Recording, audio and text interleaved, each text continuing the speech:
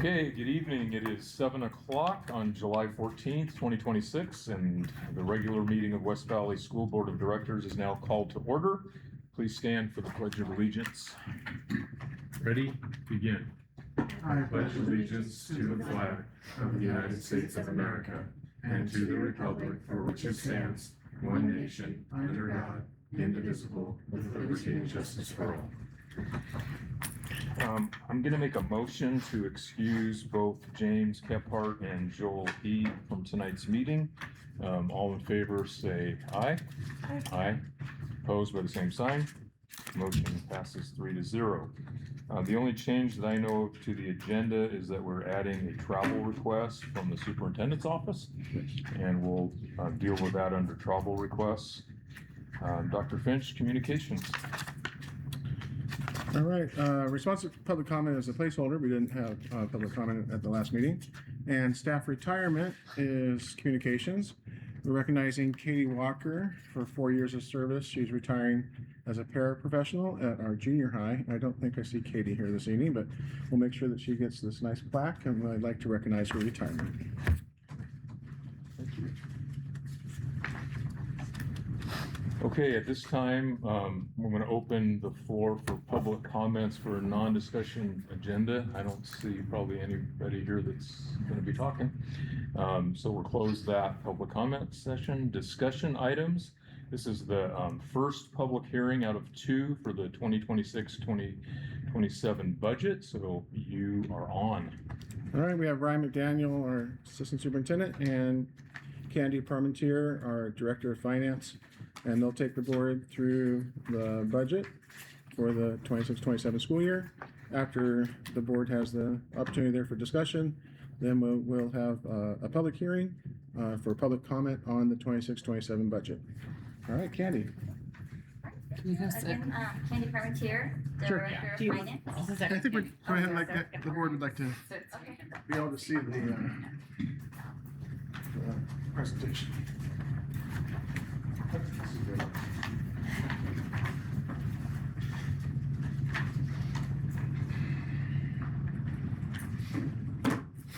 So I'm Candy Parmentier, Director of Finance, and this presentation is again the first reading for the 26-27 budget and 4-year forecast.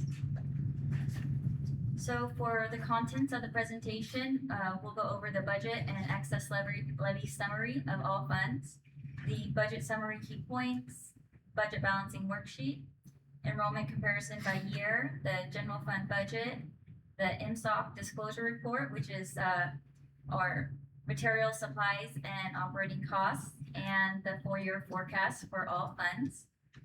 Separate attachments included was the F195 budget and the F195F forecast as pulled from the state website.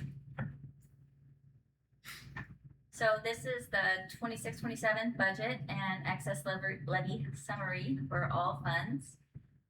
General ASB, debt service, capital, and our transportation vehicle fund. It displays our revenue and expenditures for each, as well as any transfers out, any excess, our beginning and ending fund balances, and as well as the excess levies for collection for 2027, which is for general fund and debt service. We are presenting to you a balanced budget for 26-27. For our budget summary key points, we were conservative with student enrollment, and the projection for that year is 5,217, which includes 4,837 plus 380 for running start, alternative learning, and transition to kindergarten. For 26-27, our transition to kindergarten enrollment will only be funded at 21.85 FTE. For the forecasted enrollment for preceding years, again, we were very conservative, and we projected to remain steady with a slight 1.5% increase. Salary information generated for estimated salary increases is a range between 1.82 to 2.6%. with budgeted staffing of 346 certificated staff and 247 classified. Our beginning fund balance is estimated to be about 10.2 million, which is approximately 10.5% of budgeted expenditures. And this will be used to fund our state mandates for operating reserves as well as our collective bargaining agreements. Total revenue is projected to increase by approximately 7.7 million compared to our 25-26 budget. Local revenue was projected to increase about 1.8 million, and this is due to levy, collections, food service, and investment earnings. State revenue has been projected to increase by about 5.4 million. This is due to a state allocation increase for special services, carryover, and local effort assistance. Federal revenue is expected to increase by 427,000. We have a new state and local cyber security grant that is expected by IT, as well as carryover from 25-26 for our federal programs. We built in capacity of around 2.5 million for grants, salary adjustments, legal, and any unexpected expenditures. We additionally added in 1.5 million for a budgeted end of year capital transfer fee as feasible. For total expenditures projected, we are budgeting around 7.6 million compared to last year's budget. Special services increased staffing to support the need, which is 4 teachers and 8 paras. Our basic ed program added a fine arts certificate coordinator, and CTE added a CTE JROTC teacher. Salaries were calculated as increasing 2.6%, with our SEB health benefits portion increasing by another 5%.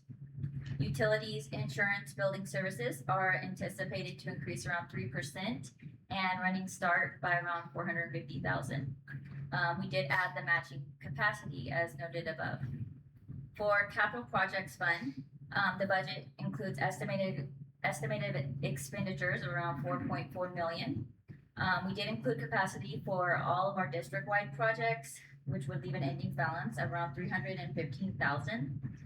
A list was generated prioritizing the projects by importance, but it's unknown at this time what the actual projects will be and the timing for completion. Debt service, worked with D.A. Davidson for this, and it includes expenditures for our annual principal and interest payment on all of our bonds, which total around 8.1 million. It will leave an ending balance of 42.5 million. We have 2013 and 2019 bonds remaining, and our 2013 bonds will drop off after December of 2026. For ASB fund, these budgets are prepared by the students and advisors, and they account for both revenue and expenditures for their athletics, classes, clubs. We as well budgeted use of levy funds in the general fund to offset any reduction in revenues due to House Bill 1660. For transportation vehicle fund, we've estimated expenditures around 750,000, and this will provide the capacity for the purchase of the 3 large buses and $100,000 in major repairs. So this is our budget balancing worksheet, and this provides information on identifying our revenue streams and how it will be spent. It assists tremendously in balancing out our programs by funding, and it as well lists the staffing coded to each program on the far right. As shown on the bottom of this worksheet, we've projected to end with around 102,000 prior to the transfer to the capital projects fund, and again, it is a balanced budget. So this is our enrollment comparison by year, and reflected is our 2024-25 actual, as well as the 25-26 actual, and then what we're projecting for 26-27. Again, we've been very conservative and with a lower amount and we build the budget around these figures. Enrollment is usually lower between September through December, and then they shore it up in January with actuals. So we want to be very, we want to make sure that we don't over project. And Open Doors and Arizona State University were programs that we had in 24-25 that we no longer have. For our general fund budget balance, this just compares of what our fund balance is for 24-25. It actually provides an actual, and then it provides what we budgeted for this year as well as what we have for next year. We don't have the actual for 25-26 just yet, as we haven't closed the year. But we are expected to have around 10.2 remaining for next year's ending fund balance. So this is our MSOC disclosure. Again, it's our materials, supplies, and operating costs. And we are required by the state to provide this information. They mostly want to know like what they're giving us as far as an allocation and what we're spending it on. And it does not include any payroll or benefits. And for allocation, they've given us around 7.2 million for next year, and we're projected to be over that by around 5 million. It's a continued variance, and it's just due to levy LEA collections, and we do spend more than what they allocate per student. So this is the general fund 4-year forecast, and this is pretty challenging for all of these forecasts, as we don't really know what's going to transpire for subsequent years or what we're going to be allocated. We do base the revenue in relation to what we're going to project for student enrollment. So it was around 1.5%. And then we did account for the excess levy collections that will be changing over the next few years, as well as the change in our local effort assistance. It does project to remain relatively stable, and we've predicted to transfer out 100,000 this year, and then 250,000 for subsequent years to capital projects, depending upon what our remaining balance is after all the projects for next school year. And so it does slightly increase, which around 2029, 2030, we'll have around 10.4 million. For our capital projects fund 4-year forecast, again, we've budgeted for the capacity, as we're not sure of what projects we're going to have time to complete for this school year. And then the preceding years, we budgeted the $100,000 transfer each year, which is directed towards the high school turf upkeep. And so, as you can see, our budget is expected to increase until we expend the funding for the high school turf. It as well takes into account transferring an additional 150,000 each year for projects for district-wide. Debt service. With our bonds dropping off in December of 2026, we will not need to certify as much. And so our revenue over expenditures is a deficit, although our fund balance is positive. And again, I work with Dave Davidson to create this in relation to our debt service schedule. And so it does take into account what we will need to certify, as well as what our future payments for principal and interest will be. ASB fund, this is expected to be relatively stable. Again, it's created by the students and advisors. As you can see, we have a projected ending fund balance of around 453,000 for 26-27, and then again around 2029-30 we remain with around 462,000. No major changes there. For transportation vehicle fund 4-year forecast, our revenue is expected to decrease for depreciation allocation that we receive from the state. This is due to the state expecting that the life of the buses can be extended, and so it is expected to go down. As you'll see, we are expected to purchase three large buses for 26-27, and then 2 additional large buses for the 2 subsequent years, and the 3rd year expected to get a smaller bus. It does have our ending balance for 2029-30 at 204,000, which is quite less. So that's expected. And that is all I have for presentation. Do we have any questions? Go sit back down.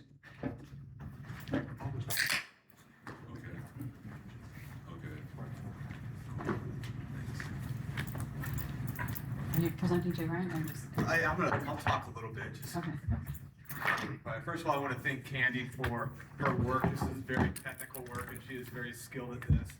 And we as a district rely on her quite a bit to support us in supporting our kids with the best programs that we can financially support. And so going through the budget process with Candy, having her historical knowledge and then her knowledge of budgeting has been very beneficial for the district. I just want to hit some key points kind of from a higher level standpoint, layman's terms for myself, if you will. Just some of the things that Candy and I have been working on as we've gone through this, and some key points here is really the enrollment.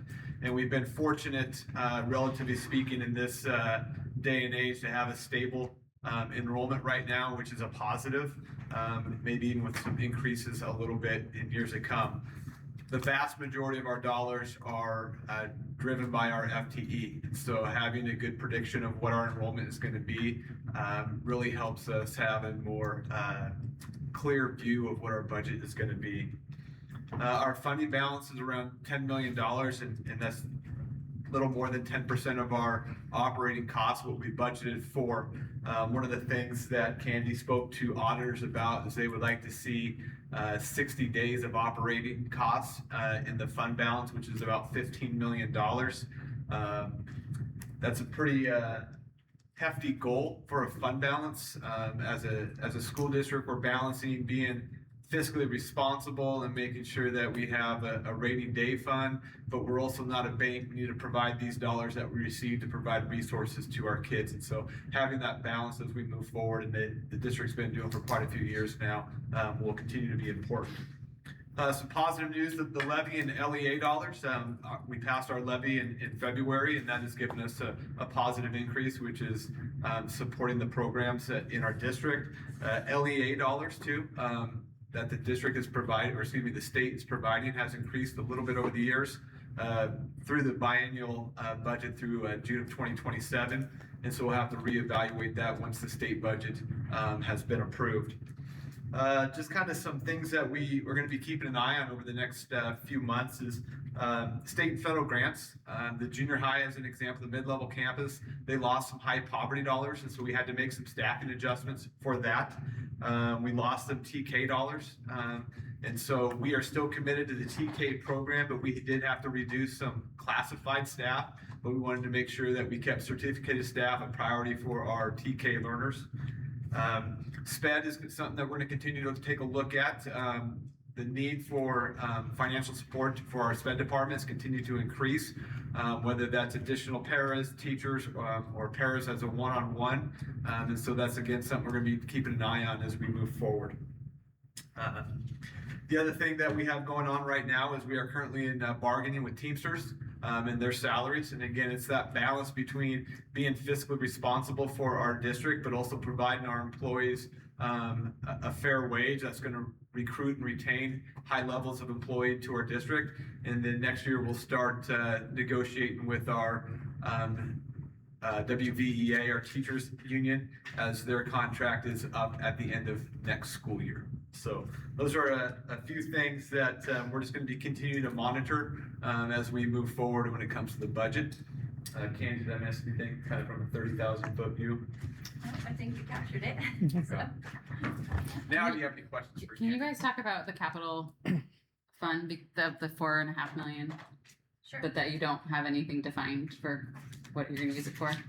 Oh, no, so, we have generated a list, for by importance. I do have that list, and that was prepared by our facilities director. Okay, And what we haven't identified is what projects that we're gonna be completing just yet, just due to the timeline for completion.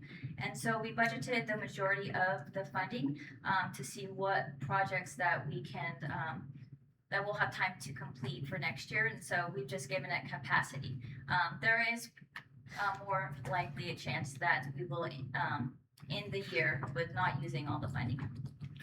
Because with the budget, we have to budget capacity in order to have the authority to expend the funds, right? right. Yes, we can't exceed our appropriations, and so, we do budget capacity, and we've done so, we've continued to do so, historically, like in the past, just so at the end of the year, we don't have to do, a budget extension when we do, end up with a healthy fund balance and we're able to do a transfer to capital projects.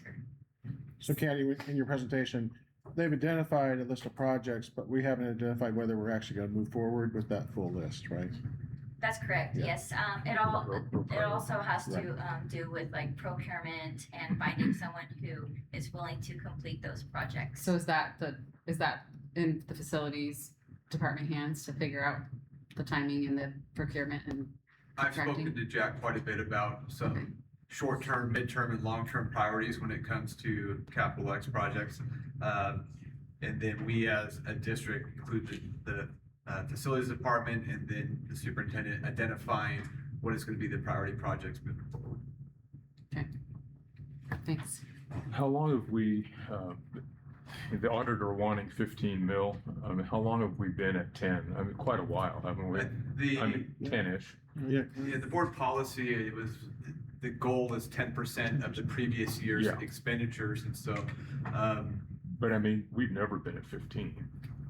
I mean, I'm going back way before me. Right, and, Yeah. for, when they first came out with it, I think we were able to meet that, and then, we were not able to sustain that. The state auditors, they do ask for 60 operating days, and it's just to identify, to make sure that, schools are not going into binding conditions. And so that is something that they did take a look at when we were going through our audit this last year. And with our reserves that we have, budgeted for next year, we're roughly around 38 operating days. What was, you know, off the top of your head, what was the TK enrollment last year? I mean, the FTE, it's 21. I think it was 30 last year is what they funded it Okay. for. And that's all because of the legislature. Yeah, That's there right. was Exactly. approximately 33% cut on that. Okay, So on the enrollment comparisons by year that you shared, it says 30 for next year's budget. Yes, So- so we have to project that we will be spending funding for 30, although we won't be funded by the state for that much. We're only gonna be funded by the 21.85. So we reduced expenditures in the program by reducing some of the staffing from the paraeducator Okay, staffing. yeah, no, I was just curious why the numbers didn't And I match. believe we're expecting a little bit of carryover next year for TK as well. After that, it may get a little more challenging with carryover. Yes. Looking at the enrollment numbers for like kindergarten and first grade, they're a lot lower than like fourth, fifth, sixth, seventh. You know, there's about 60 per grade lower. So is that normal? Like, because we still are projecting enrollment to increase a little bit, or does that look like something that in the future we would see declining enrollment? I can speak to the kindergarten number right now, is that we predicted a very conservative number. That is based off of birth rates. We pull that data. Traditionally, whatever the birth rate is, we have more enrollment. In kindergarten, it's about 1.1 ratio of birth rates to what we actually bring in for a kindergarten class. Based on the birth rates from the past and what we've actually enrolled, 340 kindergarten kids next year is really low. Mhm. So I anticipate that number most likely being higher. Well, even looking at the actuals from the last couple of years, those numbers are lower. I So, would expect those to be lower though. yeah, that's like what I was kindergarten wondering, and is if we first year. normally see more coming in the, How hyper local are your birth rate numbers? Like statewide, national? probably. I pull them from Frontline. It's a platform that we use. Okay. And then, like I said, there's historical data on there, and then it also compares to what the birth rates are compared to who actually enrolled, and Yeah. they give you a ratio on that. And we've never dropped below 1.05. I think is the Mhm. lowest we've been. So Do you ever take into account like the development of our district's area and like how many people might be moving yeah. this direction? Yeah, that's a really good point. Yes, I've worked with the city planner. Yeah, Met with okay. him That's just what I was because of wondering. that area down there on 64th and Yep. Washington approximately. Washington, Montana, That can be challenging as well. You aren't quite sure who's going to move into those homes, age of the kids that they bring in, if any. The other X factor here is how many out-of-district kids do we have room for to bring in if they choose to apply for the West Valley School District. So there's a lot of variables out there, and that's one of the reasons why we predict very conservatively on our budget. I just think that out of all of the districts in Yakima County right now, I would be pretty solidly guessing that we're experiencing the most growth. Yeah, and that when I came to West Valley, that's what I said too. Just from the eye test around here, it looks Yeah. like we're really exploding. And when we talk about, relatively speaking, our enrollment being steady, Mhm. I think that's the Probably result why. of the Yeah. population growth, because we're seeing a lot of districts around the state with Declining. declining enrollment. That makes sense. Any other questions? Thank you. Hey, thanks so much. Thank you. Thanks for all your hard work. It's a lot of work. Thank you. Appreciate it.